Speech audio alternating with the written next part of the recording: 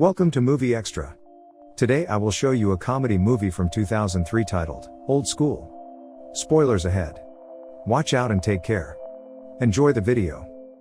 The movie starts with attorney Mitch Martin coming back from a business trip early. He is shocked to find out that Heidi, his girlfriend, takes part in group activities with a variety of people, if you know what I mean.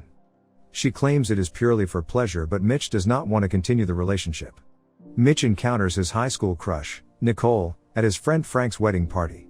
He is drunk and does not make a good impression, accidentally spilling hot coffee on her and then trying to drink it off of her dress. After breaking up with his girlfriend, Mitch goes house hunting. He finds a house located near the campus Harrison University. Mitch's other best friend Bernard, who owns a chain of electronic stores named Speaker City, throws a party at Mitch's house and hires Snoop Dogg to perform so Mitch can get his mind off his ex-girlfriend. The party, called Mitch-a-Palooza, is a huge success and puts Mitch and his friends at the top of the college social scene, causing these former college friends to revert back to their college party days. During the party, Frank, who had a reputation as the heavy drinking, hard partying Frank the Tank back in college, has his wife under the impression that he's matured and left the part of his life behind. However, he gets drunk and goes streaking through the neighborhood and is found by his new wife and her friends. This strains their marriage. The next morning, Mitch wakes up with Darcy and at first he's a bit concerned, but she assures him it was simply casual stuff. In the aftermath of the party, the trio meet Dean Pritchard. The dean is a childhood acquaintance of the three men, but he was always the victim of most of their pranks. Pritchard happily informs them that the house is specifically designated for social services and community housing. Therefore, Mitch, Frank, and Bernard must either move out or meet the dean's criteria in order to keep Mitch's house. For this reason, it is Bernard's idea to start a fraternity that is open to anyone. Although Mitch is reluctant at first to accept the idea of turning his house into a fraternity, he is essentially forced to agree with the idea. Mitch gets called the Godfather. He still tries to keep his work life and fraternity life apart. Regardless, he is approached by countless people even at work who want to become members of his fraternity. The fraternity is an outlet for the stress and boredom that is associated with the boring everyday lifestyle for many members. Mitch, while in a meeting with his boss, Mr. Goldberg, is visited by Darcy and awkwardly discovers she is his boss's daughter, who happens to be graduating from high school. This stuns Mitch, who awkwardly shakes her hand. To make it even more embarrassing, the word has already gone around the office about Mitch hooking up with Darcy at the party, which he denies ever happened in order to protect his reputation. All does not go well. One of the fraternity members, an elderly man known only as Blue, dies during his birthday celebration. Frank's wife asks for a divorce at Blue's funeral, forcing the heartbroken Frank to live with Mitch in the fraternity.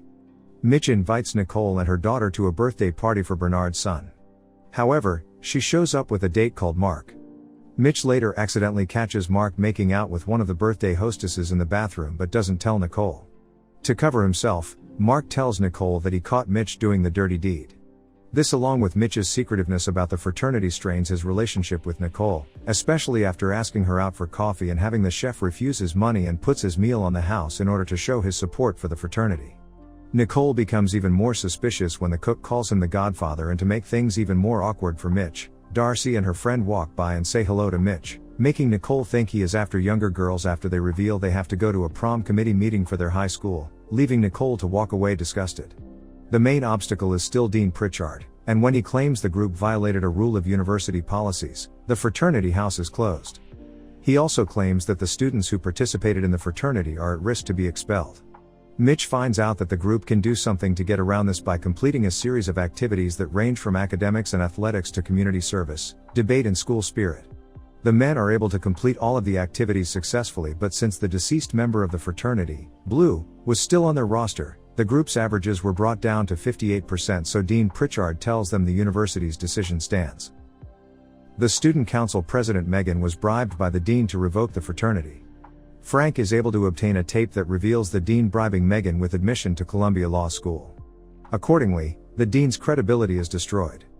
The front of the newspaper the next day claims that the dean was fired after a bribery scandal. The fraternity charter is reinstated and the fraternity's old house is replaced with Dean Pritchard's house. Nicole visits Mitch at the old fraternity house to talk about their relationship, and we see that they get together. Despite Bernard and Mitch withdrawing from the fraternity, Frank keeps his ties and goes on with his leadership in the organization. In the closing credits, Mark drives his car off of a bridge and coincidentally lands onto Dean Pritchard, who was fishing below, causing the car to explode. As the smoke from the car wreck rises into the air, an image appears of Blue in heaven playing a piano and singing. Next, Frank is shown at the college radio station 88.6 playing a song and dedicating it to the godfather known as Mitch, thanking him for saving his life. Later at the supermarket, Frank is approached by Heidi, inviting him to join her and some other friends the next night. Frank becomes euphoric and punches several boxes of supermarket cereal before kicking a random stranger's cart. The end. Thank you for watching. Subscribe and leave a like if you'd like to see more videos like this.